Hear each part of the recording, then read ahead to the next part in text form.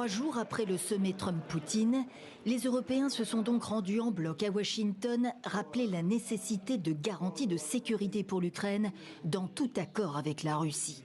Les États-Unis seront impliqués, assure le président américain. Les Européens sont la première ligne de défense parce qu'ils sont en Europe, mais nous aiderons aussi. Face aux missiles et aux drones russes, l'Ukraine a besoin de Washington, a insisté Volodymyr Zelensky. Pour la défense aérienne, nous en avons parlé avec le président Trump. Et je suis content des décisions bilatérales et de pouvoir y travailler en comptant sur la production américaine.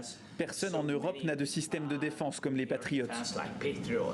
Mais la contribution américaine ira-t-elle au-delà d'armement et d'équipement? Réponse de Donald Trump ce mardi sur Fox News, il n'y aura pas de troupes américaines au sol.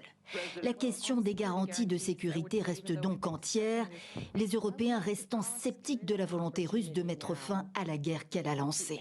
Sur le court terme, une rencontre bilatérale semble se profiler entre Volodymyr Zelensky et Vladimir Poutine.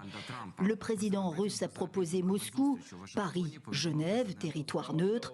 La Suisse s'engage à garantir l'immunité aux dirigeants russes inculpés de crimes de guerre par la Cour pénale internationale. Franc et très constructif. La télévision russe a confirmé que Donald Trump avait appelé son homologue à l'issue des échanges lundi. Mais le ton reste critique à Moscou. À Washington, Zelensky dit qu'il est prêt à négocier, mais pas au sujet des territoires, parce que la Constitution le lui interdit. C'est intéressant parce que, ironiquement, la Constitution ukrainienne stipule que les droits des Russes et des autres minorités nationales sont garantis en dépit des lois interdisant l'usage de la langue russe. Dit autrement, la Russie, qui a proposé le gel des combats sur la ligne de front en échange de 5 régions ukrainiennes, retourne la question de la sécurité qui préoccupe Kiev et les Européens, se posant en défenseurs des russophones dans ce conflit.